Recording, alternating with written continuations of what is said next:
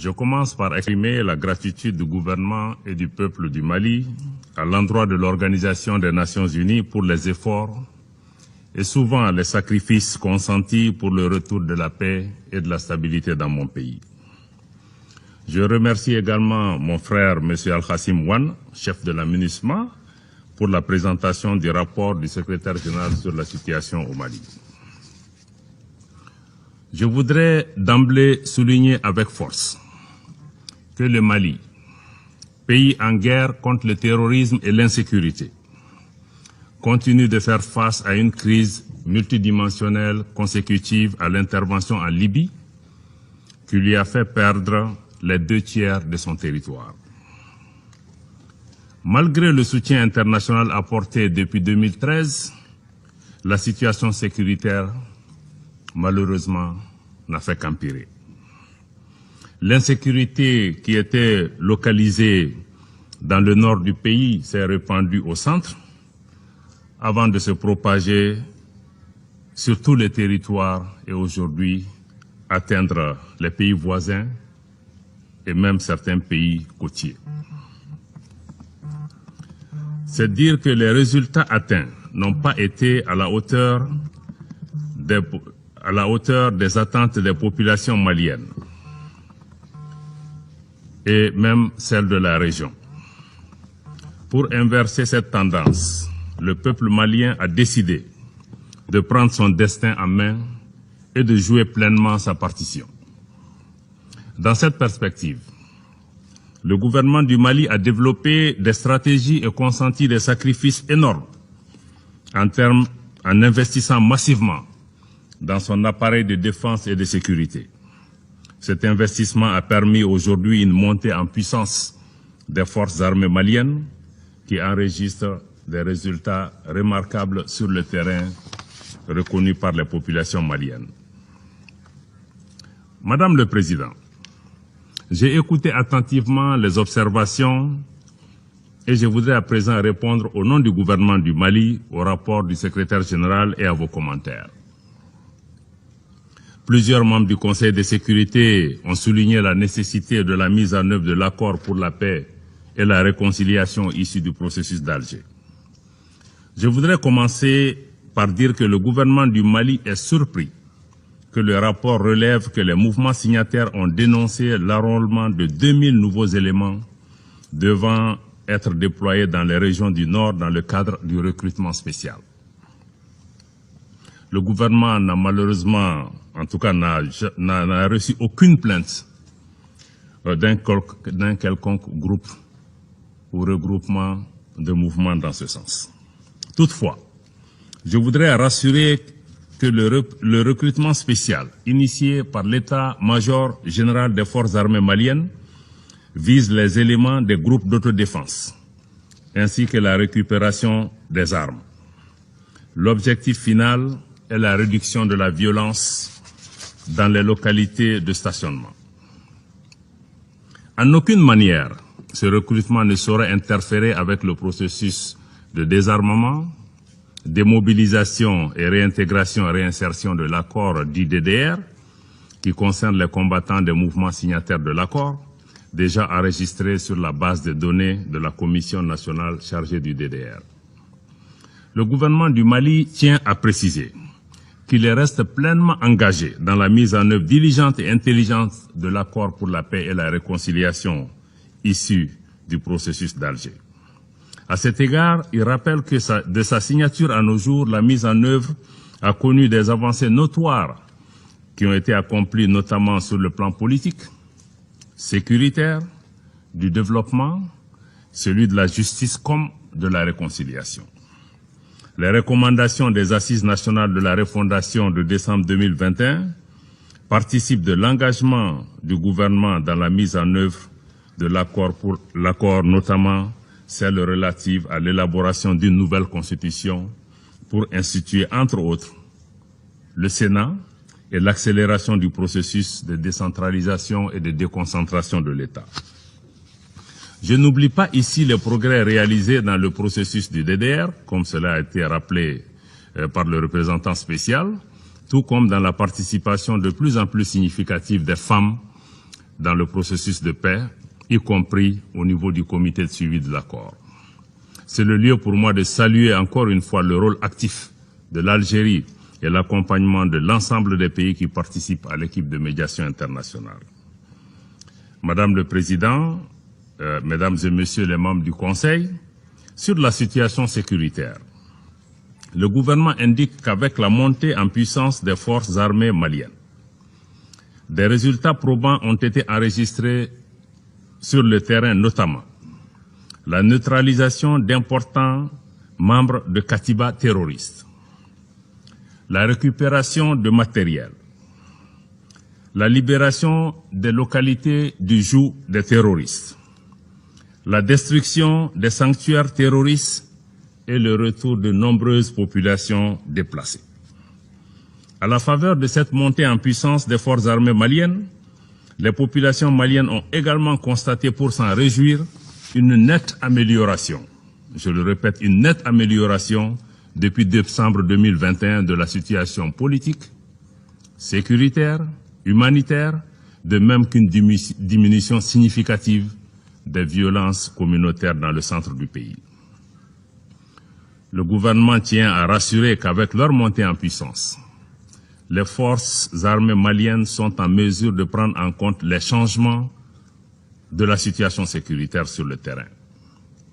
Les dispositions sont prises afin qu'il ne se crée un vide sécuritaire à la suite du départ des forces françaises et de la Task Force Takuba. Le gouvernement du Mali est conscient que la sécurité de la mission est de la responsabilité du pays hôte, qui mettra tout en œuvre pour assumer cette responsabilité. Afin de faciliter cette phase transitoire, nous invitons la MINUSMA à achever son plan d'adaptation en collaboration avec les autorités maliennes. Sur un certain nombre d'allégations en rapport avec la situation sécuritaire qui ont été faites autour de la table, je me permettrai de pouvoir y apporter une réponse. J'imagine que les uns et les autres font référence à la coopération entre le Mali et la Fédération de Russie, que nous rappelons encore une fois, qui est une coopération d'État à État visant à renforcer les capacités opérationnelles des forces de défense et de sécurité maliennes, qui aujourd'hui produit des résultats sur le terrain. Je voudrais à cet égard remercier la Fédération de Russie de répondre promptement aux demandes de soutien du Mali dans ce sens. Mais si les uns et les autres font référence à Wagner, je voudrais être très clair que pour le Mali, nous ne connaissons pas de Wagner. Notre problème n'est pas Wagner. Mais notre problème, c'est comment assurer la survie de notre État, comme je l'ai rappelé, qui a perdu le 2/3 de son territoire suite à l'intervention que vous connaissez. Notre problème, c'est comment assurer la sécurité des Maliennes et des Maliens qui sont aujourd'hui désespérés et dont nous n'arrivons même pas à protéger les droits essentiels. Notre souci, c'est comment préserver notre pays, préserver l'unité du pays, comment préserver l'intégrité territoriale de notre pays. Cela passe naturellement pour nous par la diversification de nos partenaires, notamment sur le plan sécuritaire. Et je rappelle encore une fois que le Mali a le droit de choisir ses partenaires et il le fera en toute souveraineté, en toute responsabilité, comme chacun des pays autour de cette table. Et je voudrais dire que nous allons continuer dans ce sens et nous menons un certain nombre de choses sur le terrain. Donc, mais le Mali reste ouvert à tous les partenaires. Comme je l'ai dit, notre problème, ce n'est pas Wagner, notre problème, c'est comment assurer la sécurité de notre pays et quelles sont les propositions qui sont sur la table pour pouvoir nous aider à répondre à ce besoin. Et tous les partenaires qui veulent contribuer à cet effort sont les bienvenus. Mais le Mali n'acceptera pas qu'un partenaire nous impose que si tel partenaire vient par la porte, moi je sors par la fenêtre. Ceci n'est pas acceptable. Mais je dois encore une fois le rappeler que les grandes opérations d'envergure qui sont en cours au Mali se font dans le cadre du respect du droit international humanitaire comme des droits de l'homme. Et je salue les investissements qui ont été faits par les Nations Unies et par beaucoup de pays autour de la table ici pour renforcer les capacités des forces de défense et de sécurité du Mali. Je tiens aussi à rappeler que dans le cadre de ces opérations, le Mali respecte les droits de l'homme pas pour faire plaisir à des partenaires étrangers. Le respect des droits de l'homme est pour nous-mêmes d'abord. Je rappelle que le Mali est un vieux pays de civilisation.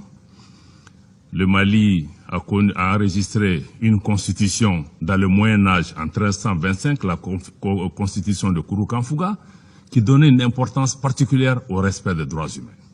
Nous le faisons pour nous-mêmes d'abord. Nous le faisons aussi pour répondre à nos engagements internationaux. Nous le faisons parce que nous sommes conscients que la lutte que le Mali est en train de mener contre le groupe terroriste, nous ne pouvons pas la gagner en violant les droits. Nous avons besoin de gagner les cœurs et les esprits des Maliens pour pouvoir. Le Mali n'a absolument aucun intérêt de s'engager sur cette voie. Et nous sommes conscients que cette voie peut se retourner contre nous. Mais, mesdames et messieurs du Conseil, soyez conscients que le Mali est aussi victime d'une guerre de désinformation. Une guerre de désinformation qui vise justement à punir le pays pour ses choix. Mais je pense que nous allons pouvoir continuer. Concernant le renouvellement du mandat de la MINUSMA, je voudrais vous faire part ici de la position du Mali, de ses préoccupations, mais aussi de ses attentes pour leur prise en compte par votre Conseil. Tout d'abord, je tiens à préciser que pour le gouvernement du Mali, il est essentiel que le mandat soit centré sur la protection des populations civiles et l'appui au rétablissement de l'autorité de l'État sur l'ensemble du territoire national.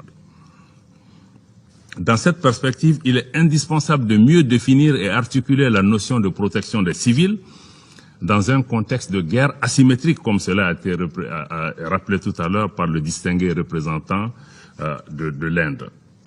Il y a lieu de clarifier contre qui on veut protéger la population, sachant que la menace principale provient des groupes armés terroristes. Comment, dans ce contexte, la MINUSMA peut-elle protéger les populations si elle n'est pas en mesure de faire face à cette menace?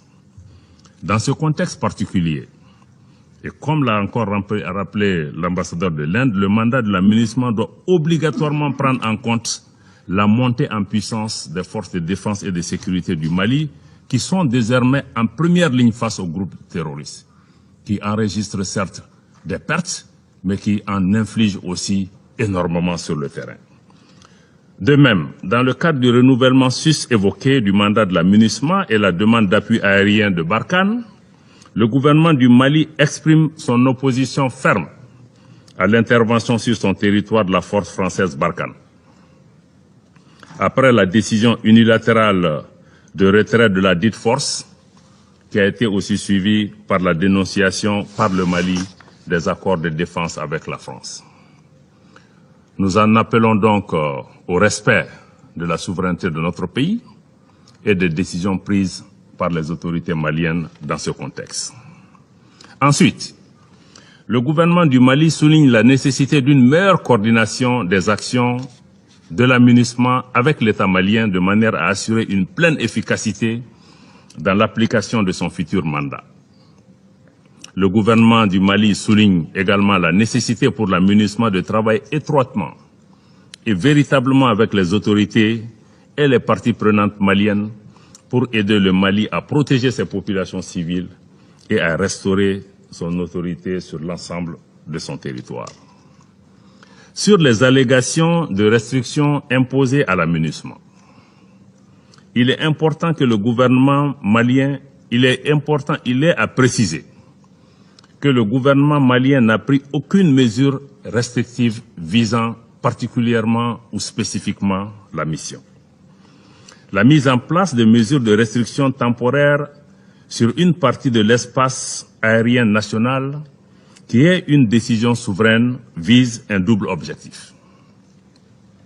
Il s'agit d'abord de protéger les forces maliennes engagées dans une nouvelle posture dynamique et offensive pour reprendre l'initiative et réduire la capacité de nuisance des groupes terroristes sur les populations maliennes. Le succès de cette dynamique repose sur la liberté de manœuvre des forces nationales. Vous allez le reconnaître. Le deuxième objectif est de maîtriser les risques pour le transport aérien lié à l'utilisation intensive de la troisième dimension par les forces maliennes, notamment avec des vols d'aéronefs militaires, y compris sans pilote, et des tirs d'artillerie fréquents. En effet, la sécurité et la sûreté des usagers de l'espace aérien malien constituent une responsabilité régalienne de l'État. Il est donc nécessaire que les mesures de coordination soient mises en place pour éviter tout incident malheureux. Il est à noter que tous les vols demandés par la MINUSMA sont autorisés dès lors que la coordination est faite, que les risques à la circulation aérienne sont maîtrisés et que cela n'interfère pas de manière négative sur les opérations militaires en cours. Relativement à la question du retour à l'ordre constitutionnel au Mali, évoquée par le secrétaire général dans son rapport et par plusieurs membres de ce Conseil, je voudrais rappeler l'attachement du peuple malien à la démocratie. Le décret numéro 2022-0335 PTRM du 7 juin 2022 fixe la durée de la transition à 24 mois à partir du 26 mars 2022 pour se terminer le 26 mars 2024. De même, le décret numéro 022-342 PTRM du 10 juin 2022 a créé auprès du président de la transition une commission de rédaction de l'avant-projet de constitution de la République du Mali dans le cadre de la refondation. Le représentant spécial du secrétaire général a longuement élaboré sur ce développement. Il s'agit de la manifestation de l'engagement des autorités maliennes pour le retour à l'ordre constitutionnel. Je pense que c'est le message que nous voudrions envoyer à la communauté internationale à travers ce décret. Nous voudrions qu'à cette échéance-là, tout le monde puisse travailler avec nous pour pouvoir sortir de la situation actuelle et avoir un président élu au plus tard le 26 mars 2024 pour que le pays regagne sa place dans le concert des nations. Dans les tout prochains jours, une nouvelle loi électorale sera adoptée par le Conseil national de la transition et cette loi intègre aussi l'organe unique chargé de la gestion des élections. Je dois rappeler au Mali que les récents événements qui sont passés en 2020 au Mali étaient essentiellement consécutifs à des disputes électorales. Donc, cette loi électorale sera devant le Conseil de transition dans les tout prochains jours et sera adoptée et le gouvernement procédera immédiatement à la publication d'un chronogramme de transition pour répondre davantage aux attentes de la CEDEAO et des autres partenaires à l'échéance du début juillet, nous l'espérons. De même, dans le cadre de la poursuite du dialogue avec la CEDEAO, dialogue qui n'a jamais été rompu, je le rappelle, qui n'a jamais été rompu, qui se renforce, qui est même dans une dynamique positive. Donc, dans le cadre de ce dialogue avec la CEDEAO, un mécanisme de suivi sera mis en place en concertation avec le comité local de suivi de la transition, comprenant d'ailleurs les Nations Unies, dont je salue la contribution dans le cadre de ce comité, mais également qui comprend l'Union africaine. De ce fait, le gouvernement du Mali fonde l'espoir d'une levée très prochaine de l'embargo qui frappe injustement les populations maliennes et qui affecte l'économie du Mali comme l'économie de la région. À cet égard, mon gouvernement exprime sa profonde reconnaissance à toutes les personnalités qui œuvrent inlassablement pour l'atteinte de ce résultat, notamment le président de la République togolaise, son Excellence Faure Ezosimna Gnassingbé, et le médiateur de la CEDEAO, son Excellence Goodluck Ebele Jonathan de la République fédérale du Nigeria. Madame la Présidente, Mesdames et Messieurs les membres du Conseil, le secrétaire général et plusieurs membres du Conseil de sécurité se sont préoccupés de la situation des droits de l'homme au Mali. Préoccupation importante. Je tiens à souligner que le gouvernement du Mali reste attaché à respecter et à faire respecter les droits de l'homme aussi bien pour nos propres forces que pour les forces internationales qui sont présentes sur notre territoire. Je tiens également à redire qu'il n'y a aucune volonté délibérée des autorités maliennes d'accorder des primes à l'impunité, s'agissant des cas avérés de violation des droits de l'homme. Ainsi, la justice malienne est systématiquement saisie chaque fois que des cas de violation des droits de l'homme sont signalés, y compris lorsque ces allégations sont portées contre les forces de défense et de sécurité du Mali. Et je dois vous dire que l'année dernière, la Cour, les tribunaux militaires ont condamné beaucoup de membres des forces de défense et de sécurité du Mali qui répondent de leurs actes. C'est dire l'engagement du gouvernement du Mali, malgré le nombreux défis, à ne ménager aucun effort pour poursuivre la lutte contre l'impunité. Toutefois, le gouvernement du Mali voudrait appeler l'attention du Conseil sur les risques de politisation et d'instrumentalisation des droits de l'homme aux fins d'agendas cachés et sur la multiplicité et la multiplication des mécanismes des droits de l'homme et leur poids croissant sur le fonctionnement de l'administration malienne, dont les cadres doivent répondre à leurs sollicitations nombreuses, simultanées et souvent pas coordonnées au moment où cette même administration est appelée à servir les besoins urgents de nos populations. Je souhaite que votre Conseil en tienne compte. Le gouvernement du Mali tient à rappeler que l'amélioration de la situation des droits de l'homme est étroitement liée au progrès sur le plan sécuritaire, ainsi que sur le retour des représentants de l'État et des services sociaux de base au profit des populations que nous servons. Et c'est pour réaliser ces objectifs majeurs d'ailleurs que le Mali a fait appel à l'appui de la communauté internationale qui, je rappelle, est là pour nous aider et non pas nous créer des problèmes. Pour clore ce chapitre des droits de l'homme, je tiens à rappeler que le gouvernement du Mali a rejeté certaines allégations de violation et d'atteinte aux droits de l'homme attribuées aux forces de défense et de sécurité maliennes dans la dernière note trimestrielle de la MINUSMA. En effet, à l'issue d'enquêtes minutieuses, nous nous sommes rendus compte que ces allégations sont tendancieuses, non recoupées, rapportées selon des témoignages non contradictoires et ne s'appuyant sur aucune preuve tangible. Je saisis cette occasion pour rejeter totalement la fausse impression que cette note trimestrielle de la MINUSMA donne et selon laquelle les violences exercées par les forces maliennes ciblent des personnes appartenant à des communautés ethniques. Parce qu'au Mali, nous sommes un pays millénaire, un pays multiethnique. Nous avons une armée aussi qui est multiethnique. Il ne peut pas être question au Mali de pouvoir cibler une communauté en particulier.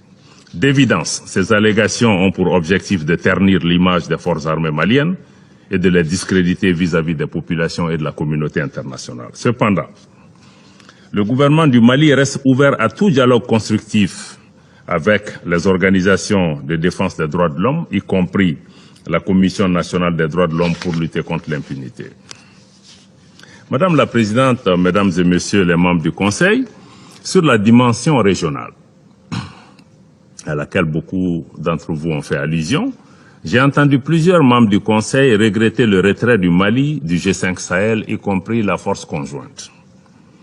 Je voudrais leur rappeler qu'il s'agit là d'une décision souveraine du Mali, en réponse aux violations des traités fondateurs de l'organisation, à la politique de 2 poids, 2 mesures, et aux ingérences extérieures hostiles à l'égard d'un État membre fondateur de cette organisation. Le retrait du Mali a été formellement notifié aux instances du G5 Sahel. J'invite le Conseil de sécurité à prendre acte de cette décision et à en tirer toutes les conséquences dans la mise en œuvre du mandat de la MINUSMA. De ce fait, comme vous le savez, le G5 Sahel n'a plus vocation à intervenir sur le territoire malien. Cependant, le gouvernement de la République du Mali reste fidèle à son attachement à l'intégration et à la coopération régionale pour la réalisation d'objectifs qui servent les intérêts de nos populations. À cet égard, le Mali va poursuivre, je vous le rassure, sa coopération bilatérale avec les pays concernés, ainsi que son partenariat sécuritaire régional dans le cadre de mécanismes appropriés, et ce, nous le ferons dans un esprit de bon voisinage, un esprit de fraternité, un esprit de solidarité et dans un esprit d'amitié avec ces pays et ces populations frères. Madame la Présidente, Mesdames et Messieurs les membres du Conseil, le gouvernement du Mali demeure conscient que la résolution durable de la crise malienne reste la responsabilité principale des Maliennes et des Maliens d'abord.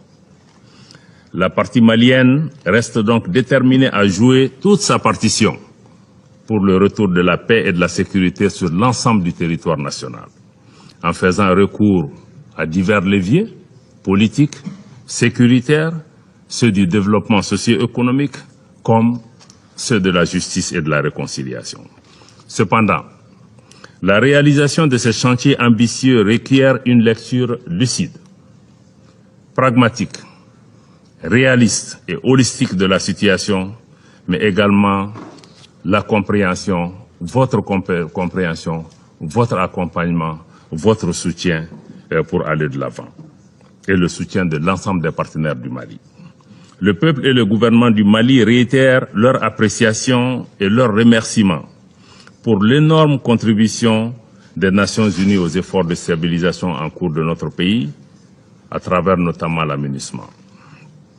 Pour conclure, je rends hommage à la mémoire de toutes les victimes de cette crise, particulièrement les casques bleus qui sont encore tombés ces quelques jours, et aussi pour l'ensemble des victimes militaires comme étrangères de la crise malienne qui sont tombées pour la défense de l'honneur de notre pays. Je vous remercie de votre aimable attention.